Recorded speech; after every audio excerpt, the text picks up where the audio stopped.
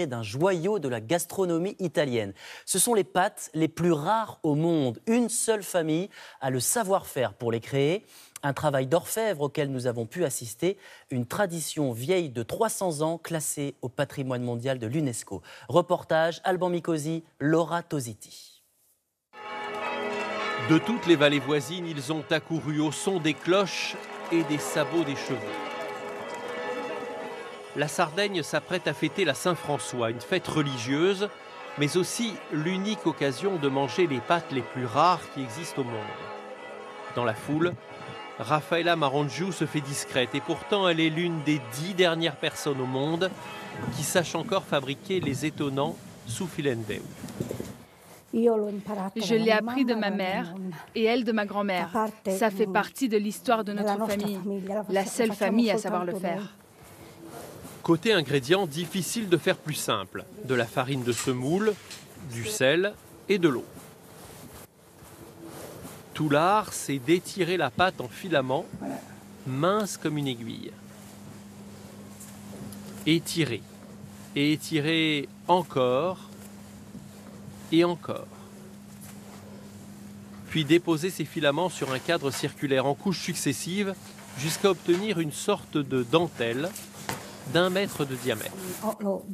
J'ai superposé mes fils en 3 couches, les strates en diagonale, et maintenant il faut laisser sécher. 24 heures environ à l'air libre. Impossible l'été, il fait trop chaud, ou bien l'hiver, trop humide. Les soufilendeu se font au printemps et à l'automne.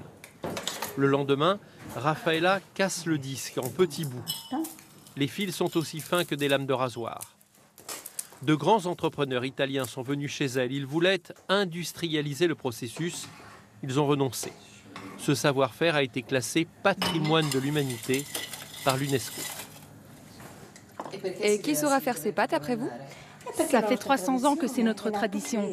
Je me dois de le transmettre aux enfants de notre famille. Les pâtes peuvent se servir comme une sorte de vermicelle. Mais pour la Saint-François, on les accommode autrement. Dans les villages, même le presbytère de l'église est réquisitionné. Pour nourrir les pèlerins, 50 kilos de pâtes sont confectionnées, cuites dans un bouillon avec de la viande de mouton et du fromage de chèvre. C'est la chose la plus belle au monde, la soupe la plus ancienne qui soit. On peut la déguster seulement ici et maintenant. Le truc en plus, c'est que c'est fait et cuisiné ici. C'est pour ça qu'elles sont spéciales. Oui, parce qu'elle est bénie ici. À la maison, ça n'aurait pas le même goût. La fête dure 1 semaine environ et a lieu 2 fois par an, attirant des centaines de curieux dans une des régions les plus pauvres et reculées de Sardaigne, là où les villages se cachent au bout des plateaux et où les pâtes toutes fines ressemblent à la laine des moutons. Et c'est l'occasion de s'arrêter sur la consommation de pâtes dans notre pays. Bonjour Anthony Joly. Bonjour. Est-ce que c'est toujours une passion française ? Oui, l'histoire d'amour se poursuit depuis des années. Nous faisons toujours partie des pays qui en consomment le plus. Chaque Français déguste en moyenne 8 kilos de pâtes par an. Cela représente 500 000 tonnes ingurgitées, gare à l'indigestion. Alors on a un bon coup de fourchette, mais 3 pays font mieux que nous. Les premiers, pas de surprise, les Italiens, 26 kilos par habitant et par an, c'est 3 fois plus que nous. Derrière eux, les Tunisiens, 16 kilos, les Grecs, 13 kilos. Et à l'inverse, c'est le Salvador, petit pays d'Amérique centrale, qui en consomme le moins, à peine 1 kilo par habitant et par an. Alors, quelles sont nos pâtes préférées ? Eh bien, au milieu des 140 références de pâtes proposées, les classiques, celles au blé, font de la résistance. Elles représentent encore 46% du marché.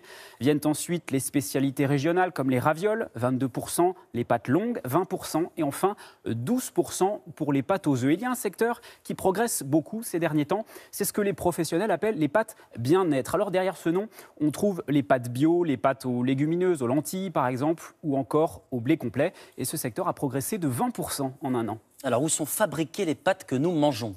Principalement en Italie. 59% des pâtes consommées en France viennent de chez nos voisins, mais les entreprises françaises ont aussi un savoir-faire. Et vous remarquerez, les pâtes françaises sont souvent un peu plus jaunes que les autres. C'est une particularité du grain de blé cultivé dans l'Hexagone.